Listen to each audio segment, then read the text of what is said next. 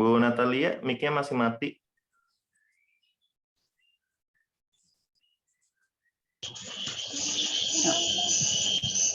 Sudah. Shalom, selamat pagi Bapak Ibu Jemaat sekalian. Sebelum memulai ibadah pada pagi hari ini, kita akan mendengarkan warta jemaat. Bidang persekutuan, kebaktian pada Minggu 12 September akan dilayani oleh Pendeta Ima F. Simamora dari GKI Delima dengan tema Apa Katamu Tentang Aku. Pelayan liturgi Penatua Natalia Jasmine dari GKI Bajem Harapan Kita, yaitu saya sendiri, dan Penatua Hesti Indriasari Narun. Ibadah persekutuan atau doa malam. Bidang persekutuan mengundang jemaat untuk hadir dalam ibadah persekutuan doa malam setiap Kamis, minggu pertama, ketiga, dan kelima pada pukul 19.30 via Zoom meeting. Bidang pembinaan, Komisi Anak. Ibadah anak dilakukan setiap minggu pukul 10.30 sampai dengan jam 12 secara Zoom meeting. Komisi Anak di Bajem Harapan Kita. Ibadah anak dilakukan setiap minggu secara online melalui channel YouTube GKI Pulau Mas Bajem Harapan Kita. Komisi Remaja tanggal 12 September pukul 16.30 sampai selesai via Zoom meeting. Pelayan firman Saudari Febiola Nahumuri. Tema berdamai dengan masa lalu. Komisi Pemuda. Pelayan firman Pendeta Dwi Mukti Putra Hutomo GKJ Wonosari. Tema berkorban karena kasih. Dilaksanakan hari Rabu 15 September pukul 20.45 via Zoom meeting. Bidang kesaksian dan pelayanan. Anggota jemaat yang berulang tahun di bulan September ini dari Pulau Mas, Oma Nelly Tuanak Kota 6 September, Ibu Rizky Hana Pamela Tando 7 September, Ibu Kristina Dawongi 7 September, Saudari Gatsby Salendu, Bapak Ruben Pandopotan Huta Barat, Ibu Justina Fau Tobing, Ibu Rostina Abineno, Saudari Glenn Stephen Aril Abineno, Adik Meteo Kaisaro Uju. Yang berulang tahun dari Bajem, Anak Dendi Ardian Tenis 6 September, Ibu Seni Siboya, Win Mirasel Utomo, Mandorin Stewart Salahatu, dan Bapak Yakub Tanehe. Majelis Jemaat Pulau Mas Bajem Harapan Kita mengucapkan selamat berulang tahun, kiranya Tuhan memberkati. Kita akan bersatu.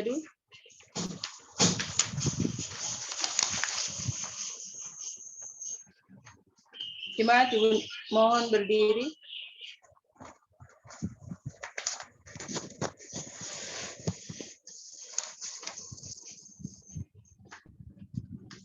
Selamat pagi, salam sejahtera untuk kita semua. Jemaat yang dikasihi Tuhan Yesus Kristus, mengucap syukurlah dalam segala hal, sebab itulah yang dikehendaki Allah di dalam Kristus Yesus bagi kamu. Mari kita bersama mengucap syukur kepada Tuhan dalam kebaktian pada saat ini. Bersama kita berhimpun dalam nyanyian PKJ 16 ayat 1 dan 2. Mari kawan-kawan nyanyi gembira.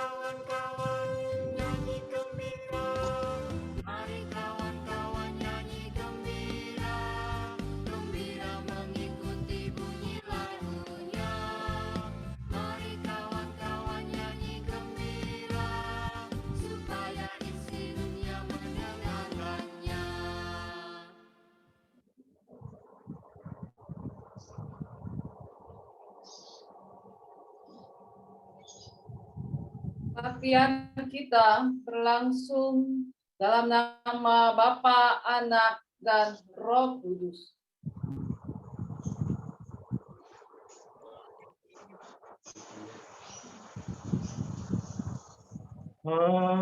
Amin.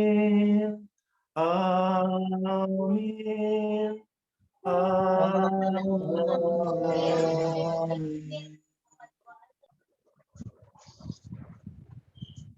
Kasih karunia dan damai sejahtera dari Allah Bapa kita beserta dengan saudara. Dan beserta saudara juga. Dan beserta saudara juga.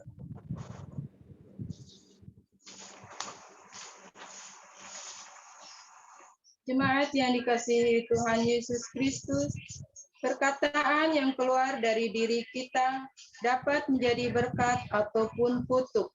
Seperti dalam Yakobus 3 ayat 9, dengan lidah kita memuji Tuhan, Bapa kita, dan dengan lidah kita mengutuk manusia yang diciptakan menurut rupa Allah.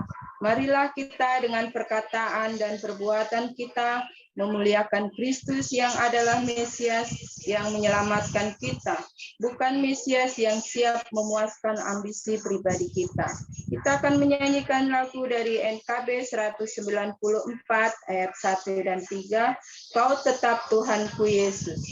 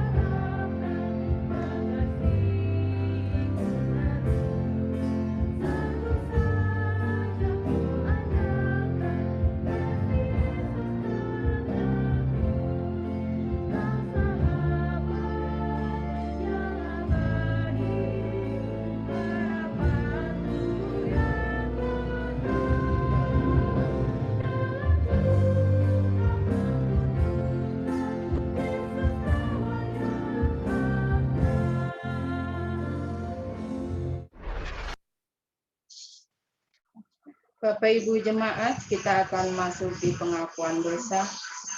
Kita berdoa. Tuhan, kembali kami menghadap hadirat-Mu ya Tuhan, untuk kami tersungkur dan berserah diri ke hadirat-Mu ya Tuhan, untuk kami meminta ampun atas dosa-dosa yang kami perbuat, baik yang kami sengaja maupun tidak. Tuhan, kiranya Tuhan mengampuni segala salah dan dosa kami. Terima kasih ya Tuhan, kami serahkan seluruh pengakuan dosa kami kepada Engkau. Amin. Kita akan menyanyikan PKJ 43 ayat 1 sampai 4. Tuhan, kami berlumuran dosa.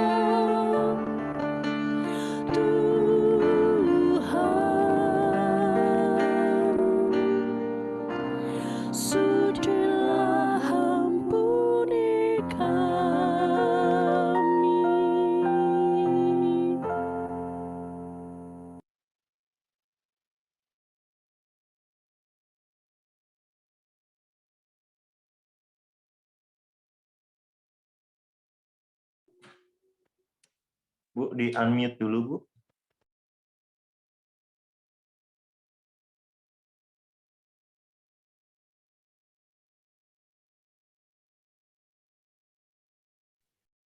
Suaranya, Bu.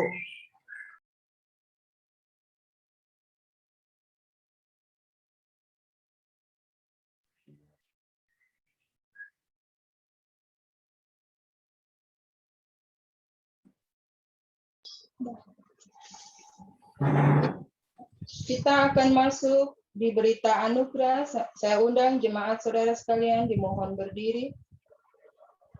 Berita anugerah Tuhan Allah pada saat ini diambil dari Yesaya 50 ayat yang ke-7. Tetapi Tuhan Allah menolong aku, sebab itu aku tidak mendapat noda. Sebab itu aku meneguhkan hatiku seperti keteguhan gunung batu, karena aku tahu bahwa aku tidak akan mendapat malu. Demikian berita anugerah dari Allah.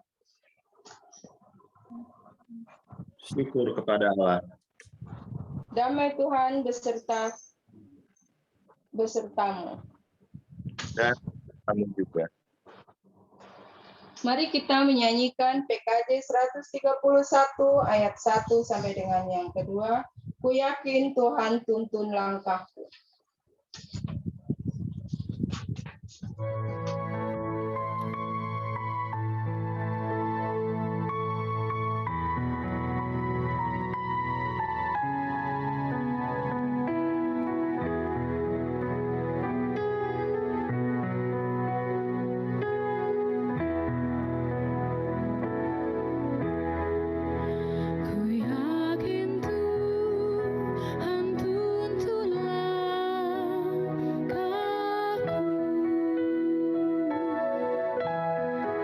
serta membuka jalan bagiku. Jika sungguh berserah dan berdoa padanya, Tuhan membuka jalan bagiku.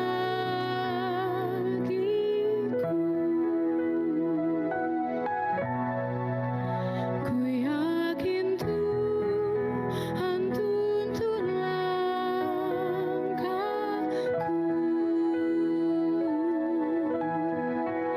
serta membuka jalan bagiku.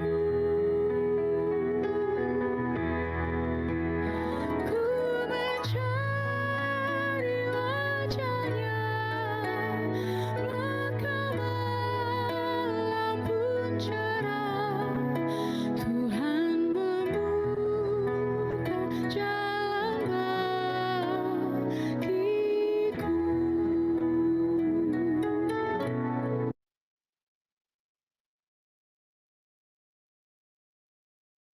Mari Bapak, Ibu, Saudara-saudari yang terkasih dalam Yesus Kristus, kita siapkan hati kita sebelum pemberitaan firman Tuhan. Kita berdoa. Allah yang luar biasa dalam Yesus Kristus, urapilah kami Tuhan dalam pemberitaan firman Tuhan saat ini. Kiranya kasih Tuhan melingkupi kami, hingga kami boleh merasakan perjumpaan dalam Yesus Kristus melalui seluruh peribadahan kami. Yang kami dibaharui untuk tetap setia kepada jalan Tuhan dalam keseharian kami. Dalam Yesus Kristus kami berdoa. Amin.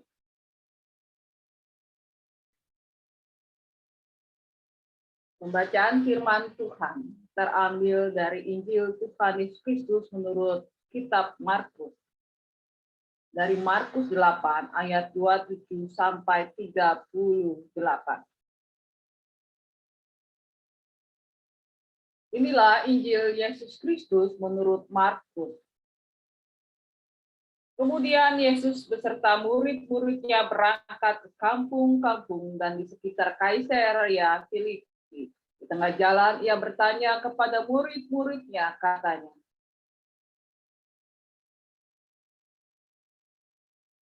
"Kata orang, siapakah aku ini?" Jawab mereka, "Ada yang mengatakan Yohanes Pembaptis, ada juga yang mengatakan Elia, ada pula yang mengatakan seseorang dari para nabi." Ia bertanya kepada mereka, "Tetapi apa katamu? Siapakah aku ini?" Maka jawab Petrus, "Engkau adalah Mesias." Lalu Yesus melarang mereka dengan keras supaya jangan memberitakan kepada siapapun tentang Dia. Kemudian mulailah Yesus mengajarkan kepada mereka bahwa Anak Manusia harus menanggung banyak penderitaan dan ditolak oleh tua-tua, imam-imam kepala dan ahli-ahli Taurat, lalu dibunuh dan bangkit sesudah 3 hari. Hal ini dikatakannya dengan terus terang. Tetapi Petrus menarik Yesus ke samping dan menegur dia. Maka berpalinglah Yesus dan sambil memandang murid-muridnya ia memarahi Petrus, katanya, "Nyala iblis, sebab engkau bukan memikirkan apa yang dipikirkan Allah, melainkan apa yang dipikirkan manusia." Lalu Yesus memanggil orang banyak dan murid-muridnya dan berkata kepada mereka, "Setiap orang yang mau mengikut aku, ia harus menyangkal dirinya, memikul salibnya dan mengikut aku. Karena siapa yang mau menyelamatkan nyawanya, ia akan kehilangan nyawanya. Tetapi barang siapa kehilangan nyawanya karena aku dan karena Injil, ia akan menyelamatkannya. Apa gunanya seorang memperoleh seluruh dunia tetapi ia kehilangan nyawanya? Karena apakah yang dapat diberikannya sebagai ganti nyawanya? Sebab barang siapa malu karena aku dan karena perkataanku di tengah-tengah angkatan yang tidak setia dan berdosa ini, Anak Manusia pun akan malu karena orang itu apabila ia datang kelak dalam kemuliaan Bapanya, diiringi malaikat-malaikat kudus. Demikianlah Injil Tuhan Yesus Kristus. Berbahagialah mereka yang mendengarkan firman Allah dan yang memeliharanya. Haleluya.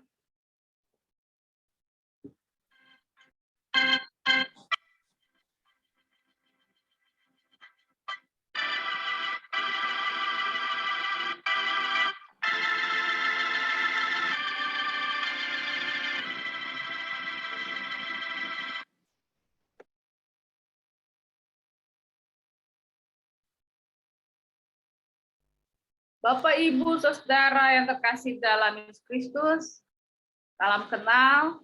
Saya Pendeta Ima Frontantina Simamora.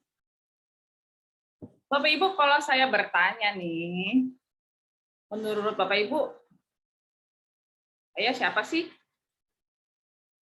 Mungkin Bapak Ibu akan bengong-bengong, geleng-geleng. Saya nggak kenal Bu Pendeta, maaf ya. Baru juga sekali ini saya ketemu, itu juga di Zoom. Baru sekali ini saya lihat. Tapi pertanyaan siapa aku itu juga bisa jadi pertanyaan bagi kita semua untuk mau mengenal atau menilai seberapa sih orang itu kenal sama saya, sama kita. Coba bayangkan ya kalau misalnya istri kita, bapak-bapak, lalu ketika dia emosi, dia bilang, kamu nggak kenal saya, menurutmu siapa saya? Padahal kita udah hidup sekian tahun loh. Sudah berumah tangga puluhan tahun, belasan tahun, mungkin sudah punya cucu. Atau sebaliknya, kalau bapak-bapak atau suami kita bertanya, kamu nggak kenal saya, menurutmu siapa saya? Kenapa baru sekarang marah-marah terus? Itu kan berarti kita sedang ditanya, lah, kok kamu balik tanya? Kan hari-hari tidur juga bareng. Sepertinya kita diragukan. Nah ya, hal itu juga menarik dalam percakapan Yesus dengan para murid. Yesus bertanya, tapi yang menarik adalah Yesus bertanya dua pertanyaan yang berbeda, walaupun hampir sama. Yang pertama adalah pertanyaan, menurut banyak orang, siapa aku? Kenapa Yesus bertanya itu? Kalau kita perhatikan pada bagian-bagian sebelumnya, kita akan melihat Yesus itu luar biasa, Bapak Ibu. Dia sudah melakukan banyak mukjizat, menyembuhkan orang tuli, ya, menyembuhkan orang buta di atasnya tepat, memberikan banyak makan kepada banyak orang, puluhan ribu orang, menyembuhkan orang anak perempuan minggu lalu ya, yang kerasukan setan. Jadi Yesus sudah sangat populer. Dia dikejar-kejar dan diikuti. Banyak orang mencari Yesus, mengejar Yesus, mengikuti Yesus, membutuhkan Yesus. Jadi kalau ditanya, menurut banyak orang siapa aku? Yesus mau tanya itu, tetapi yang utama yang kedua, menurut kamu siapa aku? Menurutmu siapa aku? Menurut para murid siapa aku? Jawabannya begitu berbeda sekali. Kalau menurut banyak orang, Yesus itu mungkin Yohanes, ya, kata murid-murid, mungkin Elia, mungkin salah satu dari nabi-nabi. Tapi yang menarik adalah jawaban para murid. Petrus langsung menjawab apa? Engkau adalah Mesias. Dengan mantap, dengan tegas. Karakternya Petrus kan begitu ya. Petrus itu adalah karakternya keras, mantap, dan tegas sekali. Patriot sekali. Walaupun nanti akan teruji pas penyaliban. Tetapi dua jawaban ini juga bisa terjadi dalam kehidupan kita, Bapak Ibu Saudara. Menurut kita siapa Yesus? Di dalam kehidupan sekarang ini. Satu, bisa seperti para murid, kita tahu betul apa kata orang banyak, tapi kita tahu betul apa kata hati kita. Kita kenal betul siapa Yesus kita. Bukan sekedar kata Tuhan, tetapi Yesus itu adalah juru selamat, betul-betul kita rasakan. Sang Mesias yang betul-betul seperti para murid rasakan setiap hari dia rasakan. Walaupun nanti akan teruji dalam hidup kita. Jadi jawabannya bisa beda. Atau yang kedua, kita bisa saja tahu apa kata orang, tapi kita masih ragu-ragu. Jadi kadang-kadang bisa tegas, Yesus itu Tuhan, tapi kadang-kadang ikut kata orang. Kata orang misalnya, sudahlah, agama tetap Kristen, kebaktian tetap hari Minggu, doa kepada Yesus, tapi hari udah nggak apa-apa. Sekali ikut, kalau misalnya ikut gitu ya, pakai ini, jimat misalnya, bisa cepat laku, apalagi di zaman sekarang. Semakin banyak pilihan yang luar biasa. Orang pengen cepat kaya, orang pengen cepat sukses, orang pengen cepat selesai masalahnya, cepat bangkit lagi. Ini caranya ya. Gimana kalau kita ke Gunung Kawi? Bagaimana kalau kita pergi ke Bapak A, Ibu A, atau kita misalnya ke ahli tarot? Kalau misalnya kita dia nggak akan bikin kita kasih upacara yang aneh-aneh, gitu ya. Nggak usah harus pakai ayam hitam-hitam. Pokoknya datang aja, nanti kita disuruh doa juga kok. Jadi kadang kita ingat Yesus, kita tahu, tetapi cuma sampai kepala kita. Ketika orang banyak bilang Yesus itu A, B, C, D, kita terpengaruh. Kenapa? Karena pemahaman tentang Yesus tidak menyelami dalam kehidupan keseharian kita. Sehingga kita gampang juga, bisa sangat gampang lalu meninggalkan Yesus dalam kekecewaan saat ini. Sakit penyakit, pekerjaan, PHK, anak-anak, masa depan, kita stres luar biasa. Kita bisa kecewa dan terluka. Lalu kita bisa bilang Yesus itu tidak berfungsi dengan baik sebagai Tuhan. Dan banyak orang meninggalkan itu. Di masa sekarang makin banyak, saudara, dengan budaya-budaya yang lain. Percaya ada Tuhan, tetapi tidak percaya bahwa Yesus itu adalah Tuhan. Bisa begitu. Yang sekarang mulai banyak dikagumi di banyak kehidupan oleh banyak orang. Tetapi yang menarik adalah bagaimana percakapan Yesus dengan murid-muridnya ini. Jawaban Petrus bahwa Yesus adalah Mesias adalah jawaban yang sebetulnya Bapak Ibu, konsep ini juga beredar di tengah-tengah budaya Yahudi. Mesias sebagai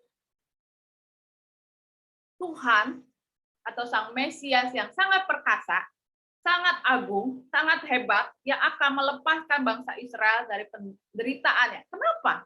Karena saat itu pun bangsa Israel atau orang Yahudi saat itu sedang dalam jajahan orang-orang Romawi, walaupun mereka tidak perang sana-sini.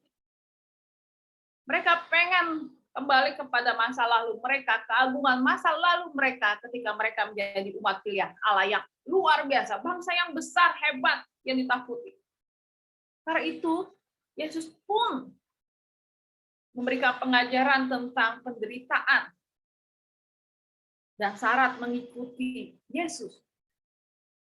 Bahwa Yesus sebagai Tuhan, Sang Mesias itu akan menderita, akan ditolak oleh imam-imam, dan bahkan akan dibunuh. Petrus marah. Kenapa? Karena konsep Mesiasnya berbeda. Bukan konsep Mesias yang mau menderita, tapi Mesias yang ada. Karena itu Yesus jadi marah kepada murid-murid dan marah sekali kepada Petrus. Karena salah. Tadinya jawabannya udah benar. Dalam hidup kita juga bisa begitu. Manusia seperti Petrus sama dengan kita. Sangat rapuh. Jawabannya benar. Yesus itu Mesias, tapi Mesias yang menurut pikiran manusia. Bukan menurut Allah. Mesias yang agung, yang akan memulihkan kembali. Yang luar biasa. Jadi kalau mereka jadi murid Yesus, mereka akan kecipratan tabungan. Akan menjadi murid-murid yang hebat, yang luar. Karena itu Yesus marah. Kita juga bisa seperti itu. Kita tahu betul siapa Yesus. Apalagi kalau kita dari nenek moyang kita sudah 7 turunan orang Kristen. Tahu betul sekolah minggu sudah ngelotok cerita tentang Yesus dari kelahiran sampai kematian naik ke surga. Sampai turunnya Roh Kudus. Kita tahu betul cerita Yesus. Kita tahu betul dan kita yakini Yesus itu adalah Tuhan. Tapi dalam keseharian kita, konsep itu berbeda dengan Tuhan Allah. Mesias yang menderita itu menjadi konsep yang juga ditolak oleh para murid. Petrus menolak konsep itu. Bukan jawabannya yang salah. Tetapi Petrus menarik Yesus mundur dan dia protes kepada Yesus. Karena apa? Karena pengajaran Yesus tentang Mesias yang menderita. Dalam hidup kita juga begitu. Kita bisa membuat orang menjadi mundur dari Tuhan karena perilaku kehidupan kita. Karena itu Bapak Ibu Saudara, kita, saya, dan Bapak Ibu Saudara terkasih dalam Yesus, ingatkan, menurut kita siapa Yesus? Menurut kita siapa Yesus? Apakah hanya sebagai Yesus juru selamat? Yang wajahnya kebule-bulean itu? Yang fotonya seringkali dengan gaya orang Yahudi. Kalau misalnya fotonya diganti orang Jawa, boleh nggak? Kalau diganti wajahnya orang Batak, karena saya Batak, persegi gitu ya, yang rakangnya besar, boleh nggak? Kalau diganti gaya orang Timur, boleh nggak? Atau orang Papua yang kulitnya eksotik sekali dan rambutnya ikal, keriting, boleh nggak? Kalau diganti orang keturunan Cina, boleh nggak? Yang kulitnya putih, matanya sipit. Kadang kita mengagungkan sesuatu yang jadi simbol, Bapak Ibu. Fotonya Yesus mesti harus kayak orang Yahudi. Padahal kita nggak pernah tahu juga wajah Yesus seperti apa. Ahli-ahli juga nggak pernah tahu. Orang zaman dulu nggak ada foto, kok. Nggak ada dokumentasi. Tapi kita sering mengagungkan seperti itu dalam kehidupan kita. Karena itu Yesus mengingatkan bukan simbolnya. Bukan konsep yang ada di kepala kita sebagai hafalan. Bukan juga apa kata orang yang akan sangat mempengaruhi kita. Tetapi bagaimana kita menjiwai perjalanan hidup kita bersama Yesus. Karena itu Yesus mengingatkan bagian yang sangat luar biasa. Kalau engkau mau menjadi murid-murid aku, engkau harus menyangkal diri, memikul salib dan mengikut aku. Bukan mau untungnya saja. Karena Mesias sangat luar biasa, agung dan hebat dan luar biasa, maka murid-murid akan setia karena kagungannya enggak. Tapi kata Yesus, kalau engkau mau jadi murid aku, engkau harus menyangkal diri, memikul salib dan mengikut aku. Di mana kita diajak juga, bukan berarti kita harus menyesah diri, memikul salib yang berat, tetapi maksud Yesus adalah, ayo mari menjadi murid Yesus yang mau juga menderita. Untuk menghadirkan karya kasih Allah dan karya keselamatan. Ayo menjadi murid Yesus yang tidak memandang Yesus dalam keagungan saja, tetapi lebih dalam cinta Tuhan yang mau berkorban kepada manusia dan merendahkan diri. Ayo menjadi murid Yesus yang juga mau bekerja, bahkan bahkan juga mau berkorban dan menjadi berkat yang hidup. Karena untuk menjadi berkat, ada hal yang harus kita lepaskan. Untuk menjadi murid Yesus yang sungguh-sungguh menghadirkan kasih Tuhan tidak mudah. Apalagi di zaman sekarang. Setelah pandemi yang terus-menerus seperti tsunami, bukan pandeminya saja yang tsunami, ekonomi juga jadi tsunami. Mental, stres juga jadi tsunami dalam hidup kita. Kehidupan online juga tsunami dalam hidup kita.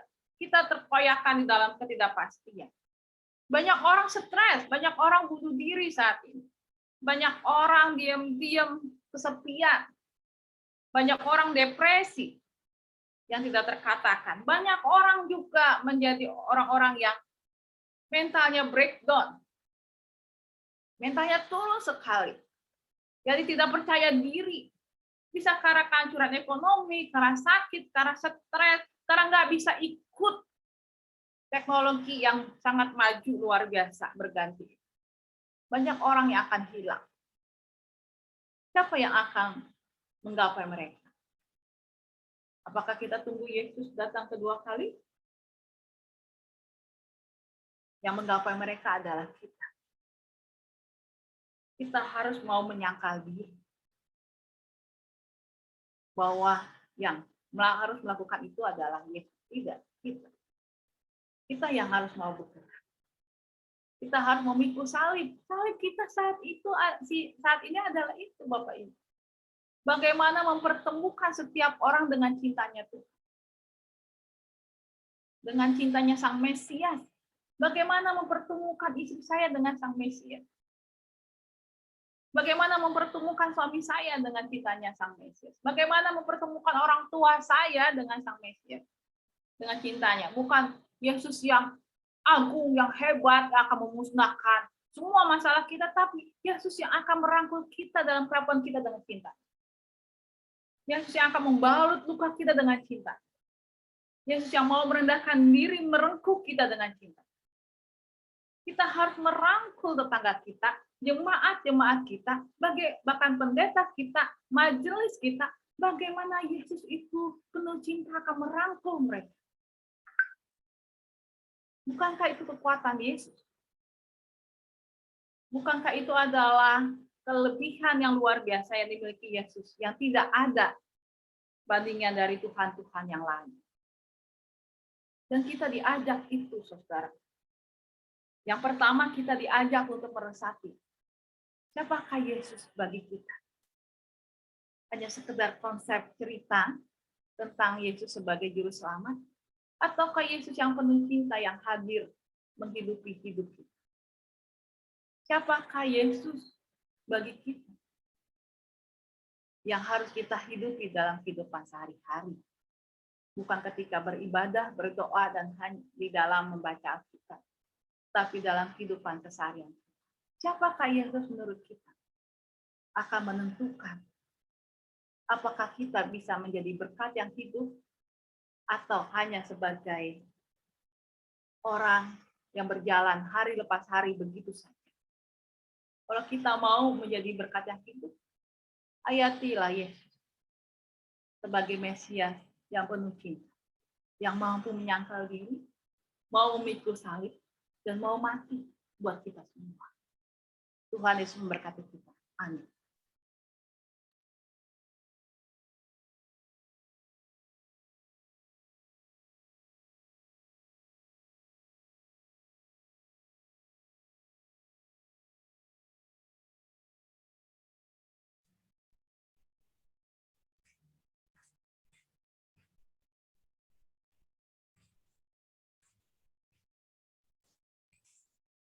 Saya undang Bapak Ibu untuk bangkit berdiri. Marilah kita bersama dengan umat Allah di masa lalu, masa kini, dan masa depan, mengingat pengakuan pada baptisan kita menurut pengakuan iman rasuli. Bersama-sama kita mengucapkan, aku percaya kepada Allah, Bapa yang Maha Kuasa, Khalik langit dan bumi, dan kepada Yesus Kristus, anaknya yang tunggal Tuhan kita, yang dikandung daripada Roh Kudus, lahir dari anak darah Maria, yang menderita sengsara, di bawah pemerintahan Pontius Pilatus, disalibkan, mati dan dikuburkan, turun ke dalam kerajaan maut. Pada hari yang ketiga, bangkit pula dari antara orang mati, naik ke surga, duduk di sebelah kanan Allah Bapa yang Maha Kuasa, dan dari sana ia akan datang untuk menghakimi orang yang hidup dan yang mati. Aku percaya kepada Roh Kudus, gereja yang kudus dan am, persekutuan orang kudus, pengampunan dosa, kebangkitan orang mati, dan hidup yang kekal. Amin. Silakan duduk Bapak Ibu.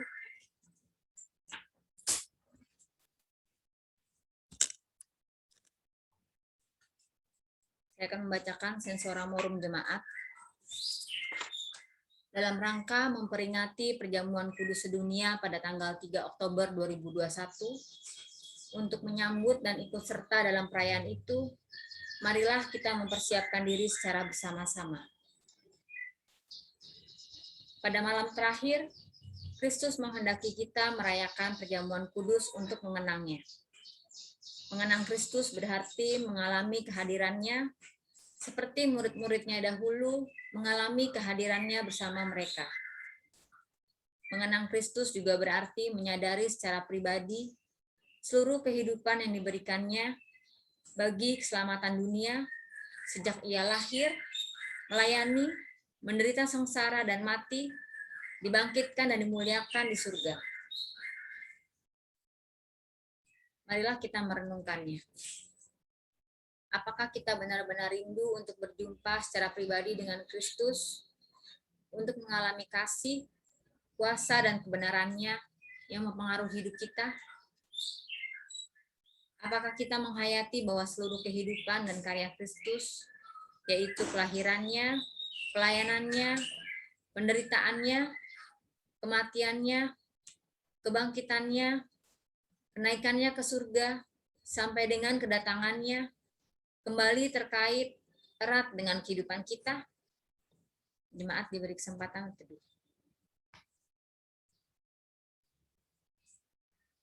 Pada perjamuan malam terakhir, ketika Kristus memecahkan roti dan mengangkat cawan, ia membagikan tubuh dan darahnya sendiri kepada murid-muridnya. Menerima tubuh dan darahnya berarti dipersatukan dengan Kristus, sehingga ia menjadi kepala dan kita tubuhnya. Menerima tubuh dan darahnya berarti dipersatukan dengan semua orang yang menerimanya juga menjadi satu tubuh dan satu roh. Mari kita merenungkannya. Apakah kita menghayati bahwa Kristus adalah kepala seluruh kehidupan kita, dalam hidup berjemaat dan masyarakat, dalam keluarga dan pekerjaan kita? Apakah kita menghayati bahwa kita adalah anggota tubuh Kristus yang saling mengasihi seorang terhadap yang lain? Ketika kita bersatu dengan Kristus, roti hidup yang dipecah-pecahkan bagi dunia ini, kita pun dipersatukan dalam kematian dan kebangkitan Kristus. Dipersatukan dengan Kristus berarti diutus untuk mengosongkan dan menyangkal diri, memikul salib dan mengikut Kristus. Dipersatukan dengan Kristus berarti diutus untuk memberi hidup kita demi keselamatan dunia. Mari kita merenungkannya. Apakah dalam persekutuan dengan Kristus, kita mau berkorban dan menjadi berkat bagi sesama manusia? Apakah kita menyadari bahwa setiap anggota tubuh Kristus di tengah dunia, kita menjadi mata dan telinga bagi Kristus yang melihat dan mendengarkan, serta peduli terhadap kebutuhan dan masalah sesama? Sudahkah kita menjadi mulut bagi Kristus yang menyuarakan kebenaran dan keadilan dalam lingkungan kita? Sudahkah kita menjadi tangan bagi Kristus yang berkarya memperjuangkan damai sejahtera di muka bumi?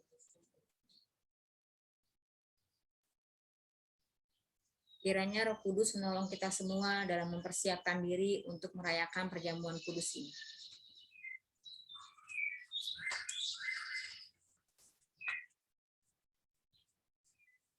Mari Bapak Ibu sekalian kita naikkan doa syafaat, kita berdoa. Allah yang luar biasa, dalam Yesus Kristus kami bersyukur untuk semua anugerah penyertaan Tuhan. Kiranya tangan kasih Tuhan melingkupi kami semua.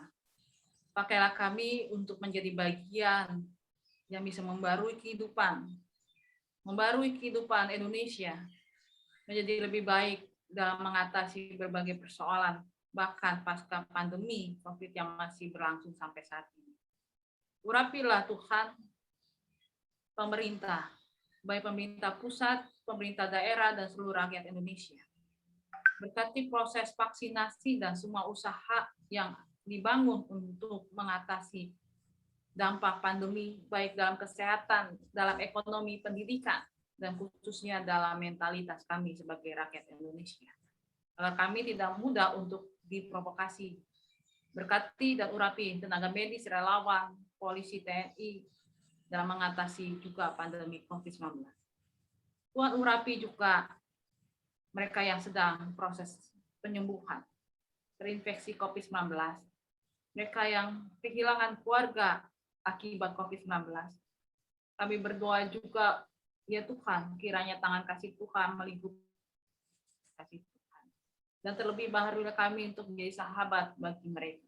Kami berdoa untuk anggota jemaat dan masyarakat yang terkena PHK, yang tidak dapat bekerja akibat pandemi COVID-19. Tuhan Yesus, persoalan ini persoalan yang berat. Kiranya Tuhan Engkau memberkati jemaat-Mu dan anggota masyarakat yang terkena dampak PHK dan tidak dapat bekerja. Urapi Tuhan mereka dengan berkat Tuhan. Dan terlebih khusus berkati kami Tuhan, baru kami dengan hati yang memberi, hati yang rela, dan hati yang peka untuk menjadi sahabat satu dengan yang lain. Hingga setiap orang yang menderita, yang rapuh, itu boleh tertolong, dan kami semua boleh saling menolong satu dengan yang lain dan menguatkan. Tuhan berkati proses belajar mengajar dan bekerja di rumah yang menjadi bagian dalam kehidupan kami sehari-hari. Di tengah kehidupan ini semakin banyak pekerjaan dan juga tugas-tugas sekolah yang menyita kehidupan kami dan energi bahkan mental kami. Kiranya Tuhan juga yang memulihkan dan menyertai. Rumah tangga menjadi rumah cinta Tuhan yang terus berusaha hidup dan berkembang dalam kehidupan sekarang ini. Kami berdoa mereka yang sedang sakit.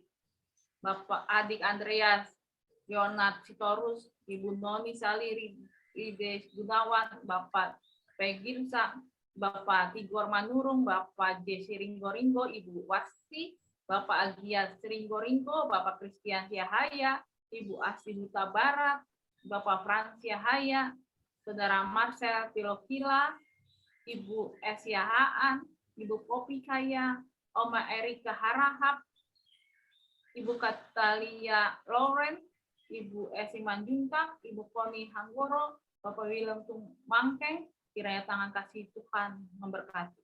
Juga mereka yang sedang sakit dan proses perawatan dan pemulihan pasca COVID-19. Tuhan yang urapi Tuhan. Dan berkati mereka dengan hikmat penyertaan dan keluarga yang akan merawatnya Tuhan. Kau juga sertai setiap pergumulan jemaat. Mereka yang sedang mencari pekerjaan, peningkatan karir, mereka yang sedang mencari pasangan hidup, mereka yang sedang berjuang di luar kota dan atau di luar negeri, Tuhan yang melingkupi dengan hikmat penyertaan Tuhan. Urapi juga Tuhan GKI Pulau Mas.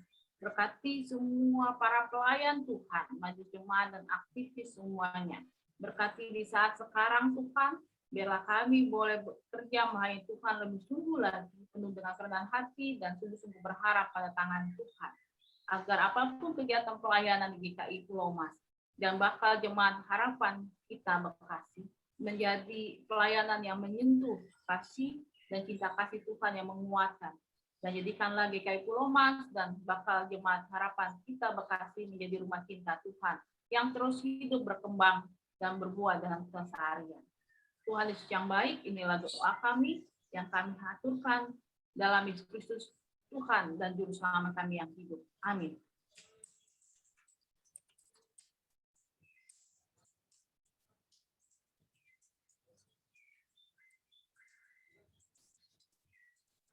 Jemaat yang dikasihi Tuhan Yesus Kristus, kita memberikan persembahan sebagai ungkapan syukur kepada Tuhan untuk dipakai pelayanan di gereja Tuhan. Pada hari ini mendasari persembahan terambil dari Mazmur 116 ayat 5 sampai 6. Tuhan adalah pengasih dan adil, Allah kita penyayang. Tuhan memelihara orang-orang sederhana. Aku sudah lemah, tetapi diselamatkannya aku. Mari bersama kita bernyanyi dari KJ 289 ayat 1 sampai 2, Tuhan pencipta semesta.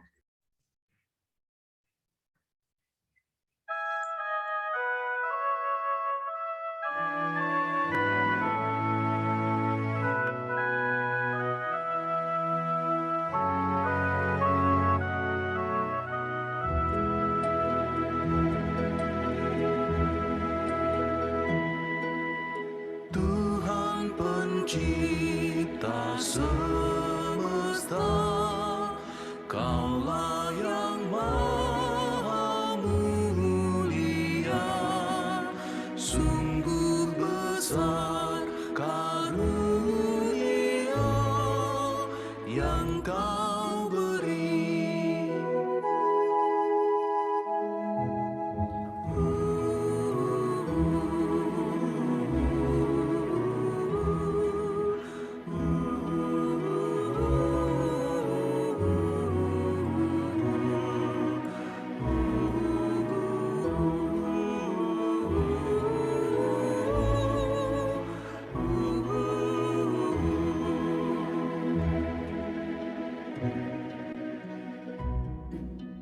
Kasih-Mu nyata terjemah di sinar surya yang cerah, di sawah dan tuayannya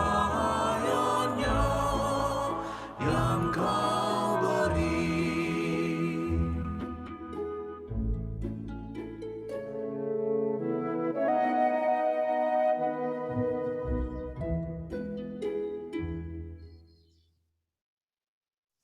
Saya undang Bapak Ibu untuk bangkit berdiri. Mari kita mendoakan persembahan kita. Terima kasih Tuhan, tidak lupa kami selalu bersyukur atas segala berkat yang Tuhan Kau berikan kepada kami setiap harinya. Tuhan, saat ini kami telah mengumpulkan sedikit berkat dari-Mu. Semoga apa yang kami telah kumpulkan dapat menjadi berkat bagi semua dan dapat dipergunakan dalam menjalankan semua karya-karya-Mu. Terima kasih Tuhan, hanya dalam padamu saja kami bersyukur dan mengucap syukur. Amin. Mari kita menyanyikan dari Kidung Jemaat 425 ayat 1 sampai 3. Berkumandang suara dari seberang.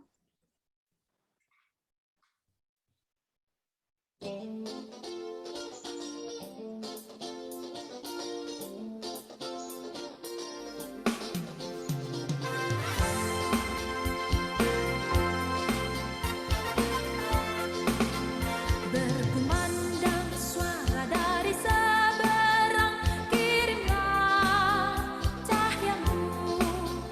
Banyak jiwa dalam dosa mengerang, kirimlah cahaya-Mu. Kirimlah berita Injil menyertai yang terlelap. Kirimlah berita Injil yang terlelap. Taklah dengar jeritan dari jauh, kirimlah cahaya-Mu. Saksi Kristus. Tuanmu berikan janganlah jemu, kirimlah cahaya-Mu. Inilah Tuhan. Kirimlah berita Injil menyertai yang terlelap. Berkat dari Tuhan. Kirimlah berita Injil menyertai. Semoga Allah sungguh pengharapan bagi saudara dan saudari. Segala sukacita dan damai sejahtera dalam iman saudara-saudari. Supaya oleh kekuatan Roh Kudus saudara dan saudari berikan kepada kita sebar, kirimlah cahayamu, kirimlah berita Injili, menyertai yang terlelap, kirimlah berita Injili, menyertai yang terlelap.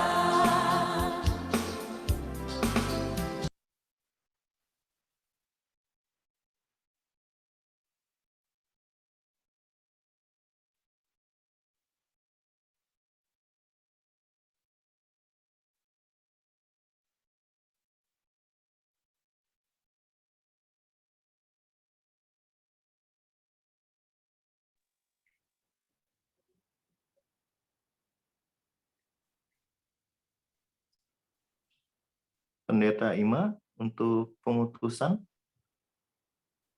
Apa dibuat?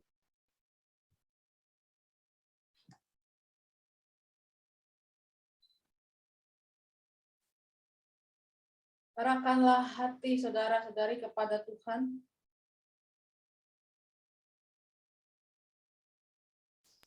Kami mengarahkan hati kami kepada Tuhan.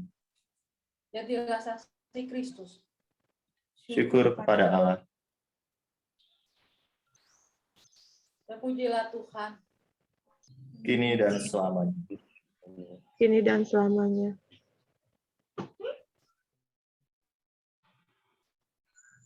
Semoga Allah sumber pengharapan memenuhi saudara dan saudari dengan segala sukacita dan damai sejahtera dalam iman saudara-saudari, supaya oleh kekuatan Roh Kudus saudara-saudari berlimpah-limpah dalam pengharapan.